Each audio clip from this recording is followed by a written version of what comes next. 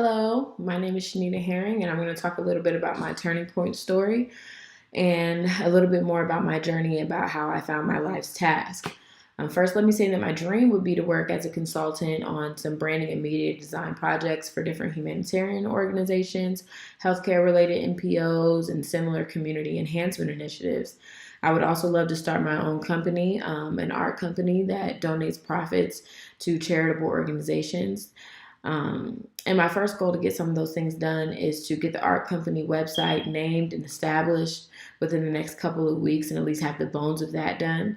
And then next, my 3 week goal will be to establish a list of nonprofits that are in their ground stages and develop a plan that I might be able to utilize in the future to get them to allow me to work with them and for them on some of their media design projects. I currently work at Loma Linda University Medical Center in the cancer program as a tumor registrar. And I've always had varying interests, but what I did notice is that I've always seemed to gravitate towards the things where I'm really intrigued by the process, the creativity that it takes to do a thing. And for example, before I was good at science, I was interested in it. And I had to later develop the skill set to match my intrigue about the body and the disease process. I found myself way more drawn to the models and the diagrams that we would use to study than I was to the textbook explanation of things. I completed my bachelor's in science and biology anyway. And I just told myself that maybe I'm a certain type of learner instead of really investigating and paying attention to what I liked and didn't like and why.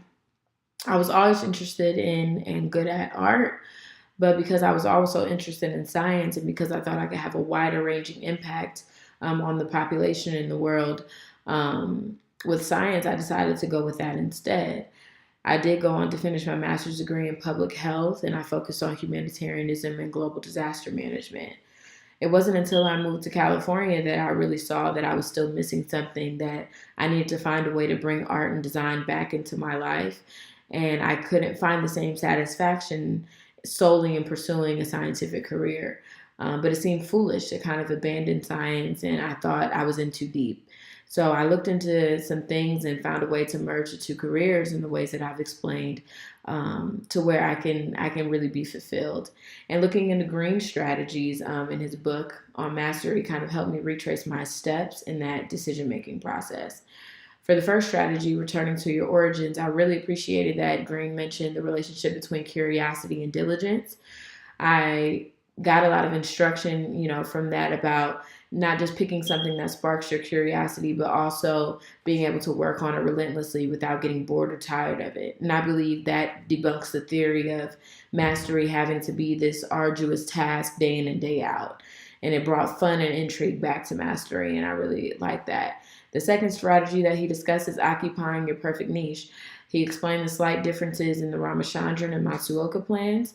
And I definitely think that I identify more closely with the Matsuoka path, since I can't really relate to getting into science and looking for a narrow or niche way to incorporate my passion for art. But I can say that I went in all the way with healthcare and started mastering that. And then I re-pursued art in my downtime, and it kind of helped me figure out how I could merge the two fields. I couldn't relate as much to the rebellious strategy, the third strategy of avoiding the lost path, the false path.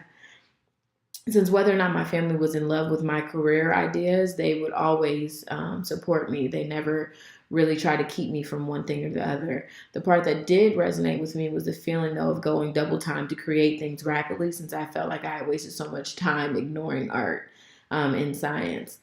And I'll skip to the last strategy, finding your way back, the life or death strategy. I definitely identified with the method of telling people your goals so that you felt embarrassed by abandoning them, because I did that with science. So I know that if I do that with design, it'll be effective in the beginning, but I might later get over the shame in changing my mind. Lastly, letting go of the past is what sat with me the most and struck me the most.